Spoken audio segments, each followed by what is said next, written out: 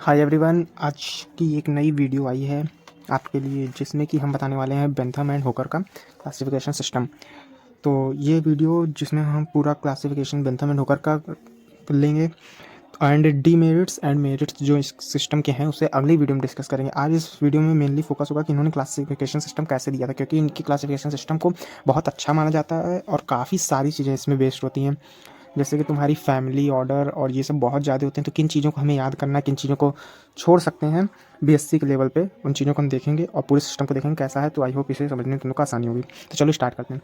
सबसे पहले बता दें कि बेंथम एंड हुकर का जो क्लासिफिकेशन सिस्टम था 1862 से 1883 जो ये दिया हुआ है, ये इन्होंने जो बुक मतलब पब्लिश की थी, इनकी जो जेनेरा प्लांटेरियम की बुक थी उसके बेसिस पे दिया हुआ। यानी 1862 में इसका फर्स्ट पार्ट आया था और 1883 में इसका लास्ट पार्ट आया था। वैसे तो ये पूछता नहीं है बेसिक लेवल पे, लेकिन मैं बता दिया। अब आगे बात करते हैं। तो propose the most important natural system of classification of flowering plant. ये जो सिस्टम जो था ये फ्लावरिंग प्लांट पे बेस्ड था। दे क्लासिफाइड प्लांट इनटू क्रिप्टोगैमस, यानी नॉन फ्लावरिंग प्लांट को इन्होंने क्लासीफाई किया, एंड फेनरोगैमस जो कि फ्लावरिंग प्लांट थे उनको लिया था इस सिस्टम में। It help to determine relationship between the various group of plant but failed to identify phylogenic relationship among different group of plant.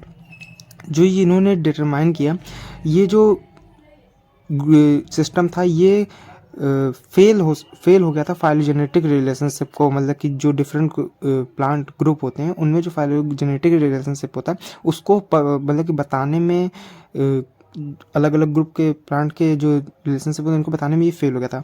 It wrongly placed gymnosperm between monocotyledons and dicotyledons, मतलब कि ये जो इस system में मोनोकोटिलेडॉन और डाइकोटिलेडॉन के बीच में जो जिम्नोस्पर्म को रख दिया गया, ये काफ़ी लोगों के हिसाब से गलत होता है, क्योंकि दोनों को एक साथ रखते ज़्यादा सही रहता, लेकिन इन्होंने जिम्नोस्पर्म को इन दोनों के बीच में रख दिया। और ये ऐसा लगता है कि किसी एफिनिटी के इससे नहीं है, इन्होंने ऐसे ही रख दिया था कि जिम्नोस्पर्म को इन दोनों के बीच में, इससे कोई एफिनिटीज़ नहीं हुई थी, मतलब इनको कोई फ़ायदा नहीं था, बस इन्होंने ऐसे मर्जी तरीके से रख दिया था। एंड इसका सेकंड पॉइंट जो है, गॉर्गी Bentham and Joseph Dalton Hooker, two British botanist associated with Royal Botanical Garden Kew England. ये बात तो है कि ये कहाँ से आते थे, तो ये royal Botanical Garden Kew England में रहते थे। They produced the most elaborated natural system of classification of seed plant in their 3 volume book Genera Plantarum। यानी जो जेनेरा प्लांटेरम की बुक थी, इन्होंने 3 वॉल्यूम की बुक पब्लिश की थी और सीड प्लांट को इन्होंने क्लासीफाई किया था। इट का जो मैंने बताया 3 जो पहला से पार्ट था 1862 में आया था, लास्ट वाला 1883 में आया था।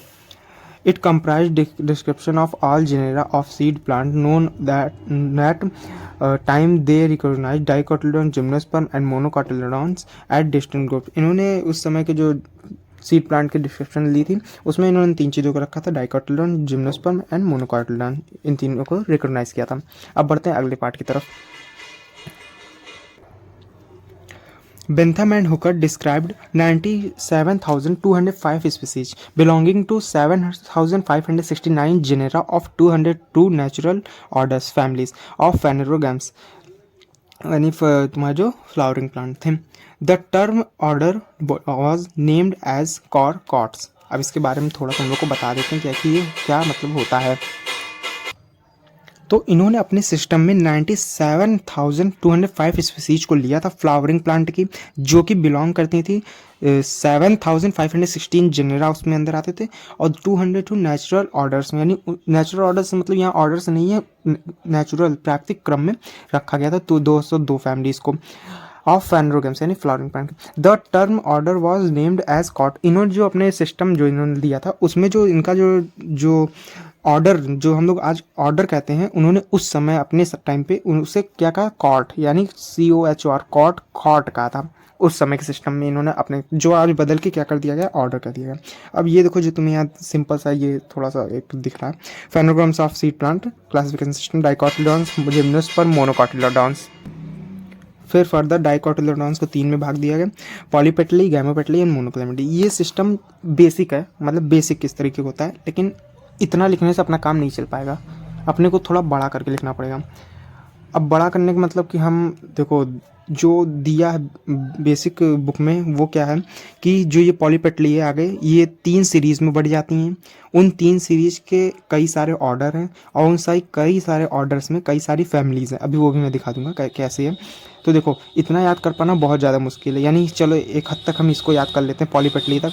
उसके बाद थैल्मी फ्लोरी, डिस्की फ्लोरी, कैल्सी फ्लोरी भी याद कर लेंगे। फिर उसके बाद अगर ऑर्डर भी याद कर लेंगे तो उसमें कई सारी फैमिली याद करना बहुत ज़्यादा मुश्किल है। एमएससी के लेवल पर शायद इंपॉर्टेंट होगा, बट अभी के लेवल में अगर हम सीरीज़ तक लिखते हैं तो केवल चल जाएगा अपना काम, क्योंकि फर्दर ऑर्डर सबके याद कर पाना और फैमिली याद कर पाना बहुत ज़्यादा मुश्किल होगा। तो अब जो मैंने एक सिस्टम बनाया है, मतलब मैंने नहीं सिस्टम बनाया है, मुझे जो मैप बनाया मेरे दिमाग में वो मैं तुम लोग दिखाता हूँ कि कैसे हम इसको याद कर सकते हैं, जो ये पूरा क्लासिफिकेशन सिस्टम है बेंथम एंड का। तो चलो अब उसकी तरफ मूव करते हैं। तो इस क्लासिफिकेशन सिस्टम में मैंने जितना दिया अगर उसको हम लिखते हैं पेपर में तो ये चीज़ काफ़ी हद तक अच्छी है, मतलब नंबर गेन करने वाली है। अब देखो इसमें मैंने क्या क्या कंसीडर किया। सबसे पहले तुम्हारा बेसिक है phanerograms of seed plants, डाइकोटिलडॉन्स, gymnosperm, मोनोकोटिलडॉन्स, 3 चीज़ों में इसको डिवाइड किया गया था। अब इसमें विवाद यही होता है कि जिम्नोस्पर्म को इन दोनों को बीच में क्यों रखा गया, उन्होंने अपनी मर्जी से, इसकी कोई एफिनिटीज़ नहीं थी पहले बता दूं। तो उसके बाद ये हो गया। उसके बाद डाइकोटिलडॉन को फर्दर 3 में बांट दिया गया था, पॉलीपेटली, गैमोपेटली एंड मोनोक्लेमिडी का। अब देखो पॉलीपेटली, गैमोपेटली, मोनोक्लेमिडी जो है ये फर्दर कई सारे सीरीज में बटी थी, फिर सीरीज से ये ऑर्डर में बढ़ती हैं, फिर ऑर्डर से ये फैमिलीज में बढ़ती हैं। तो मैंने यहाँ पे केवल सीरीज़ को कंसीडर किया, यानी ये जो है ये आपकी क्या है, सीरीज़ है, ये भी आपकी सीरीज़ है। बट जो मोनोक्लेमिडी है ये उसके ऑर्डर्स हैं। मोनोक्लेमिडी में कोई सीरीज़ नहीं है, केवल ऑर्डर रखे गए, ऑर्डर और ये उसकी फैमिलीज, जो मैंने फैमिली लिखा है ये उसकी फैमिलीज है।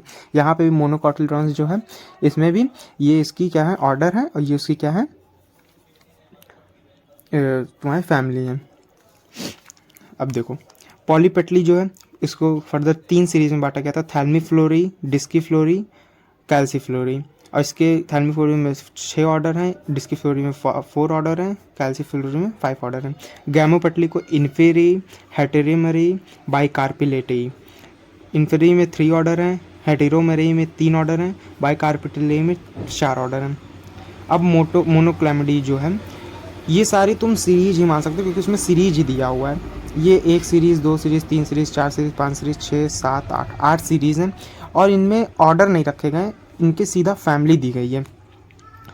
तो इसमें सबसे पहला क्या है, कर्वेम्ब्रेई, मल्टीवोल्यूट एक्यूटेई, मल्टीवोल्यूट टेरिस्टल्स। ये बहुत अच्छी चीज़ है कि इन्होंने एक्यूटी और टेरिस्टल जो प्लांट है उनको अलग अलग दिया है। ये आपकी क्या कहते थे, मेरिट्स में आते हैं, क्लासिफिकेशन के मेरिट्स में। माइक्रेम्ब्रेई, डाइफिनेल्स, एक्लेडोस्पेरियाई, यूनिसेक्सुअल्स, ऑर्डिनेल्स, एनोमाली।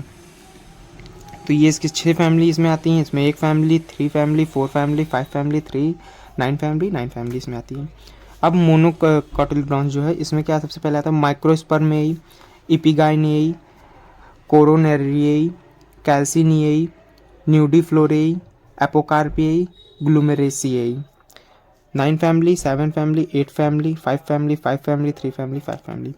तो इसका एक स्क्रीनशॉट ले लो, बहुत ज़्यादा मतलब कि अच्छा कह सकते हो मेरे हिसाब से है, क्योंकि मैंने इसको कई जगह से देखा और फिर इकट्ठा करके इसको बना दिया पूरा। तो इसको याद करना सिंपल है, फैमिली और ऑर्डर को याद करने से अच्छा रहेगा, क्योंकि हम सीरीज याद करें और उसके बाद फैमिली लिख दें कितनी फैमिली है तो ज़्यादा सही रहेगा। तो इसका तुम एक स्क्रीनशॉट ले लो। अब तुम लोग ये भी देख लो कि बुक में कैसे दिया हुआ है। जो मैंने सिंपल बताया पहले, इसको बेसिक जो इसको डाइकोटिलडॉन, जिम्नोस्पर्म, मोनोक्लेमिडॉन्स को बांट दिया गया, पॉलीपेटली, गैमोपेटली, मोनोक्लेमिडी में बांट दिया गया। उसके बाद देखो अब पॉलीपेटली को इन्होंने क्या किया, मतलब बताया कि पॉलीपेटली में क्या है, पेटल सेपरेट होते हैं। अब देखो इनमें पॉलीपेटली में क्या किया इन्होंने, सीरीज में बांटा। सबसे पहले सीरीज है, सीरीज ए के अंदर थैल्मी फ्लोरी आता है, इनका थैल्मी फ्लोरी को लिखा। उसके बाद सीरीज के अंदर कई सारे ऑर्डर्स हैं, ऑर्डर 1, ऑर्डर 2, ऑर्डर 3, ऑर्डर 4। अब ऑर्डर्स के अंदर क्या है, फैमिलीज़ हैं, इतनी सारी फैमिलीज़ हैं, यानी 4 में किसी में 5 है, तो फैमिली याद कर पाना बहुत मुश्किल है। उसके बाद तुम्हारा अगर ऑर्डर भी याद करोगे एक टाइम में बहुत ज़्यादा मुश्किल हो सकता है। तो सीरीज याद करना ज़्यादा सही है। सीरीज याद कर लो, थैल्मी फ्लोरी, पॉलीपेटली में पाया जाता है एक सीरीज। दूसरी सीरीज आ जाता है डिस्की फ्लोरी। तीसरी सीरीज आपकी आ जाती है कैल्सी फ्लोरी। सेम उसी तरह आपका गैमोपेटली में भी है, गैमोपेटली में सीरीज है इन्फीरेई, दूसरा उसका सीरीज आता है हेटेरोमेरेई, और तीसरा सीरीज बाइकार्पिलेट। अब देखो अब जो लास्ट है मोनोक्लेमेटिडी फैमिली, जो इनकम्प्लीट है, इसमें क्या है, सारी सीरीज है, सीरीज के अंदर सीधा फैमिली डाली गई है। देखो ये सीरीज है कोरम्बिरेई और इसके अंदर फैमिली डाल दी गई है। मतलब इसमें क्या है, तुम्हारा फैमिली ऑर्डर नहीं दिया गया। सेम इसी तरह अगले वाले में भी जिम्नोस्पर्म में तो पता ही कि हम लोग फर्स्ट टाइम पढ़े थे। जिम्नोस्पर्म में कौन कौन सी फैमिली होती है, एक आपका जेनेटेल्स होता है, कॉनिफेल्स होता है एंड साइकेडीज से ही होती है। और ये सीरीज इसमें भी उसी तरह, तो सेम इसी तरह। आई होप आपको आज का मतलब वीडियो जो है उसमें से नॉलेज मिली होगी, जो बेसिक्स जो आपका सिस्टम है बेंथम एंड रुकर का समझ में आया होगा। तो मिलते हैं अगली वीडियो में, तब तक के लिए good bye and take care. और उससे पहले वीडियो को लाइक और सब्सक्राइब जरूर कर देना चैनल को, इससे मुझे काफ़ी हेल्प मिलती है और वीडियो बनाने में भी मज़ा आता है।